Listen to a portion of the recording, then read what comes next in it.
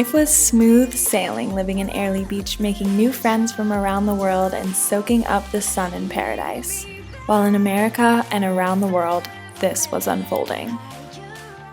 Breaking news tonight, Americans on virtual lockdown to slow the spread of the coronavirus. Residents in the country's largest city, New York, told a shelter-in-place order could be coming within the next 48 hours. The San Francisco area now under the tightest restrictions in the country. 7 million people told to stay in their homes. From coast to coast, empty streets, businesses closed. How long will it take to know if the extreme measures are working? Meanwhile, March 16th in Australia, Taylor and I decided to rent a car and drive up to Cape Hillsborough and see kangaroos on the beach for sunrise.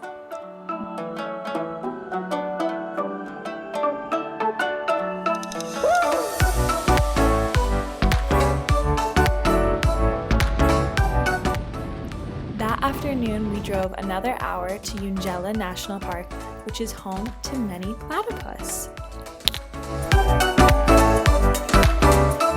I did in fact look up the plural term to platypus, and you can use platypus, platypuses, platypi, and if you're using the Greek root, platypodes. And that is your fun fact for the day. It's St. Patrick's Day today, and we are at the Eungella National Park. Coronavirus is hitting the United States like crazy, but we're out here in Australia enjoying the nature. We went up to Cape Hillsborough last night, and this morning we saw kangaroos on the beach at sunrise, and it was unreal. It was so good. And now we're just fucking around in this water.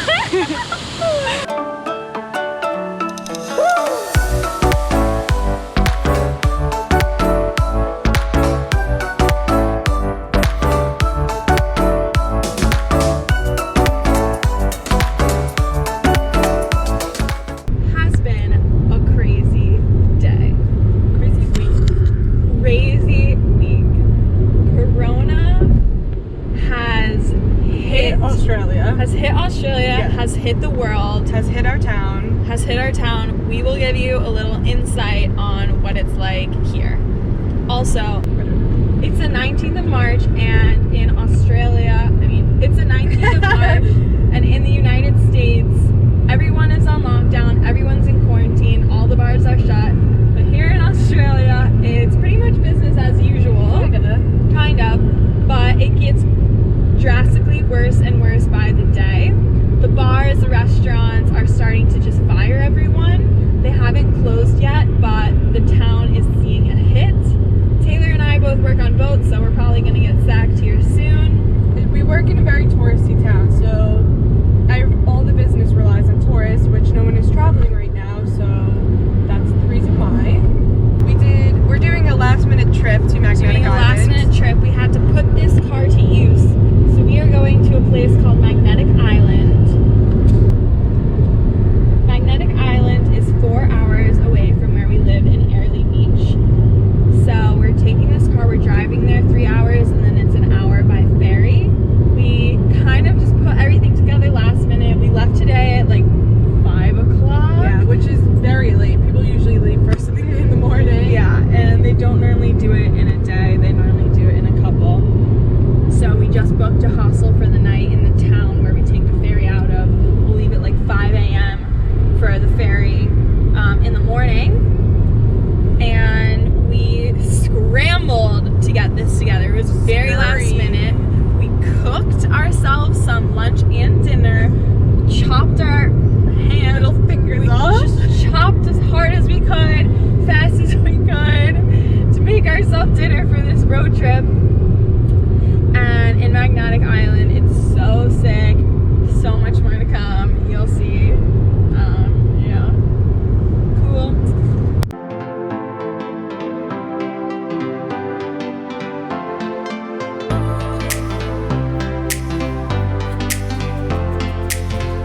After we spent the night in Townsville, we went on the ferry to Magnetic Island and rented one of the island's signature Barbie cars.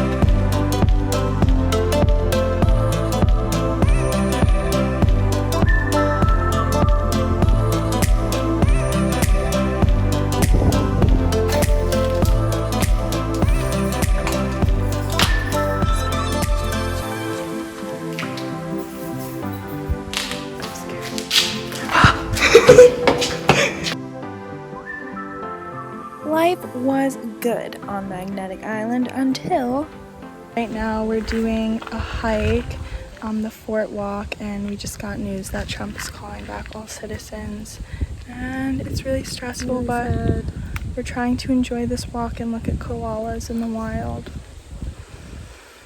Taylor's going back because she has to go to law school, if that happens. Yeah. But I really don't know what to do. And I was planning to be here for 1.5 years anyway. So I have to make a big decision here. So we're gonna enjoy the rest of our day and make the most of what we got going And ball here. out for our last hurrah. Yep. Go hold some koalas. So I have no footage of the chaos that unfolded after I took that last video. In a moment of panic, I decided to leave Australia as well. Our phones died, we had 0 service, and we were trying to get in touch with our family to figure out flights. We found this restaurant where we laid on the floor so our phones could charge and attempt to get Wi-Fi while continuing to freak out. We ended up with flights for the next day, cried, and spent way too much money on this final meal. We still continued with our plans for the day and went to see the rock wallabies. They are so cute.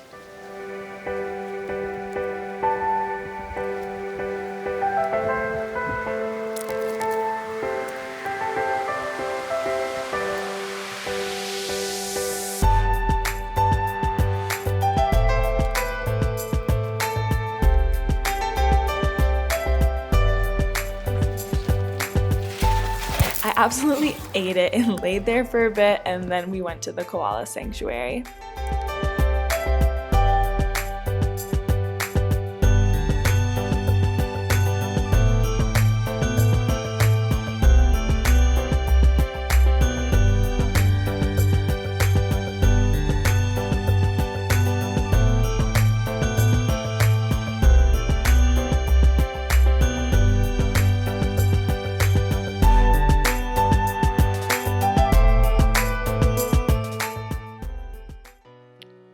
As we were on the ferry back to Townsville, Taylor came down with a debilitating migraine, and we were not sure if we were going to make it back to Airlie Beach that night.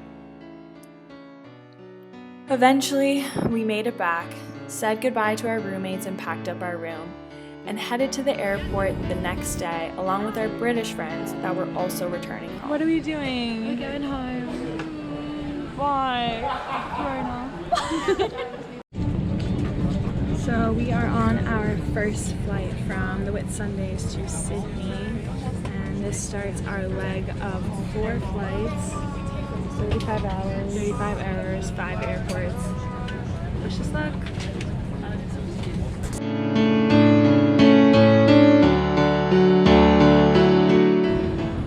We parted ways with our British friends in Sydney while Taylor and I headed off to Honolulu.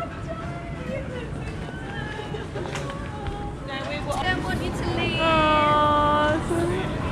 Touchdown Sydney. 2 hours. I'm coming to America. Yeah, we're going to this summer. We have to get kicked out of here. Hampton.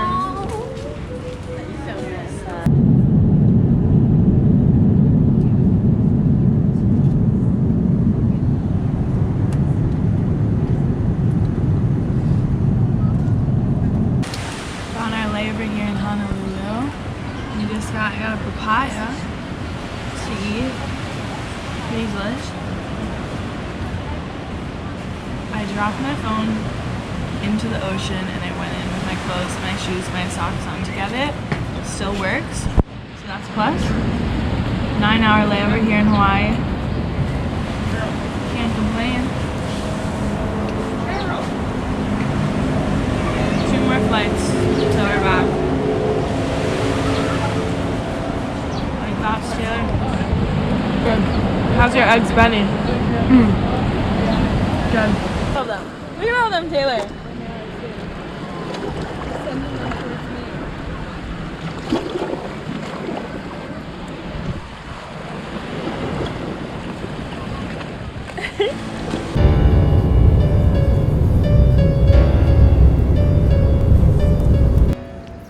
After 4 days of pure chaos, I finally made it back to North Carolina, where I quarantined in my home and the pandemic took its course. As hard of a decision as it was to return to the US, it was definitely the right decision. In March and April, we had no idea what was going to happen with the pandemic, and it was just smart to be safe and healthy with my family. And although my time was cut short living in paradise, which is really sad, but there's more opportunities for me in the future, and I have big adventures on the horizon, which are very exciting.